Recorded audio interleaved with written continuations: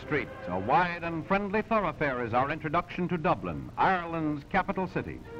A fitting capital of a country that is old in history, yet new in achievement and promise.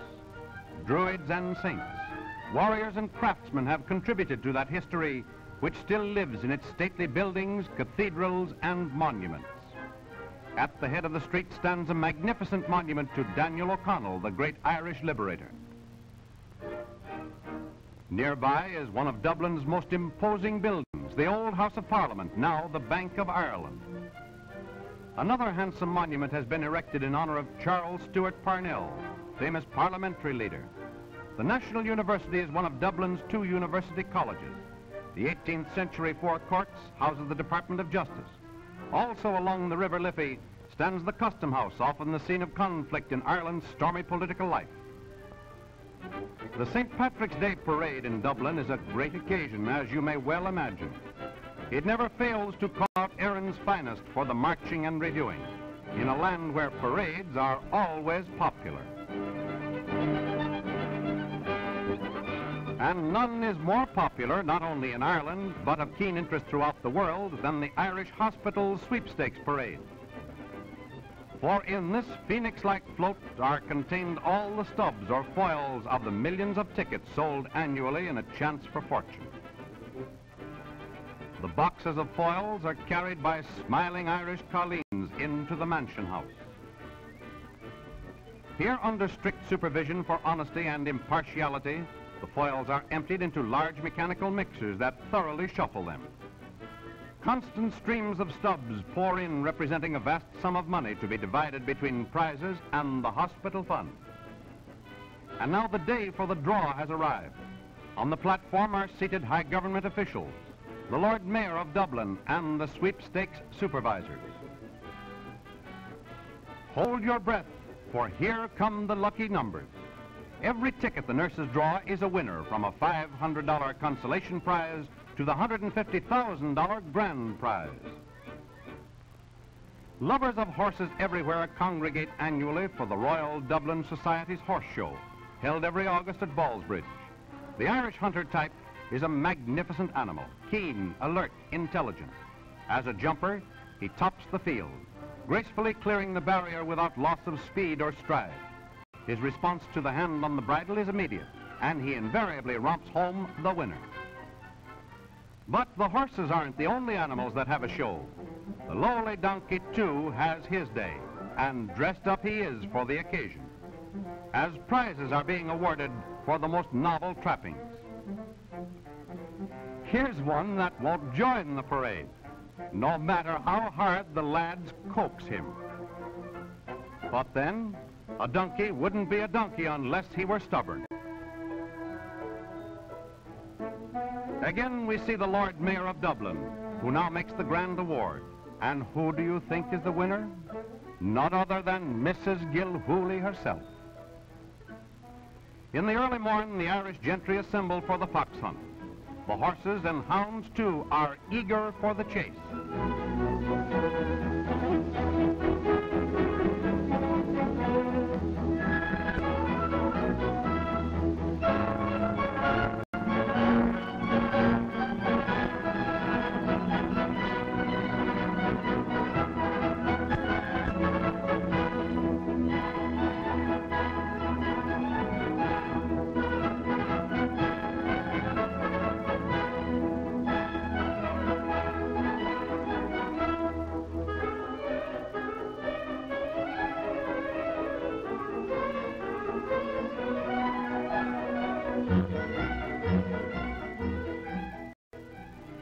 The national game of Ireland is hurling.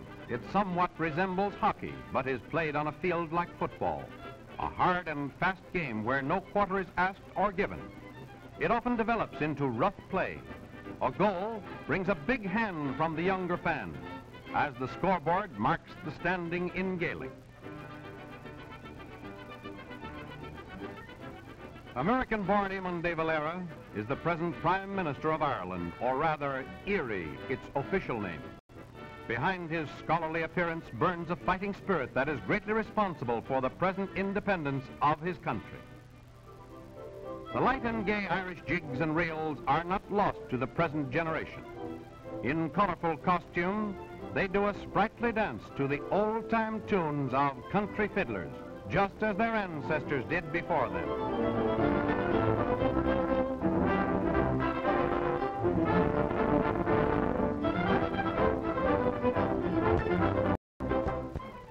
In County Mayo, the road leads to Crowpatrick, the high altar of Ireland.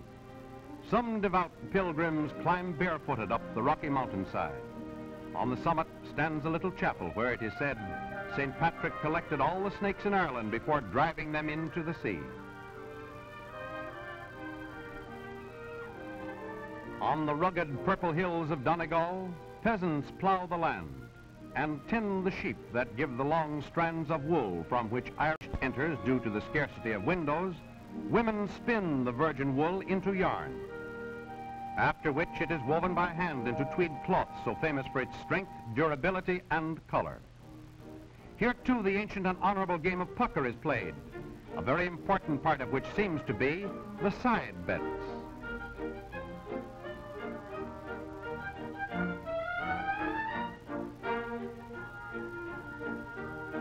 With a helper to mark off the distance and lend direction, after a short run, the 28-pound iron ball is thrown to the great delight of the spectators, especially those who have won a bet.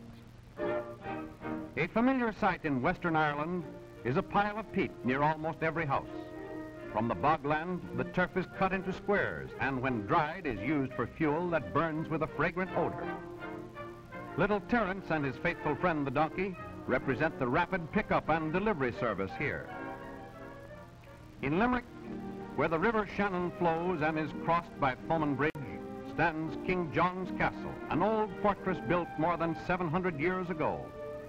Here, too, still stands the Treaty Stone, on which was signed the famous treaty that was never kept. In romantic County Cork, we come to Cove, the old city of Queenstown, situated on an island in a magnificent harbor. It is crowned by the beautiful Cathedral of St. Colman, unequaled in all Ireland for the richness of its architecture. The city of Cork itself dates back to the 6th century. It is justly proud of its long history and of its position as the commercial center of the south of Ireland. Near Cork is popular Blarney Castle, an old stronghold of the once powerful McCarthys. It is famous for the magic stone set into the outer side of the castle parapet, which gives great eloquence to those who kiss it. Held head down 120 feet above the ground, she hopes her friends do not lose their grip while she gets the gift of Blarney.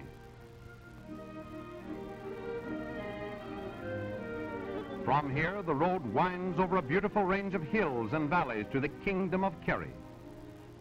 At Kit Kearney's cottage, within the gap of Dunlow, one may obtain a glass of goat's milk, spiked with poteen.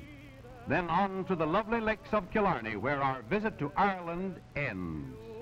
Home, Killarney.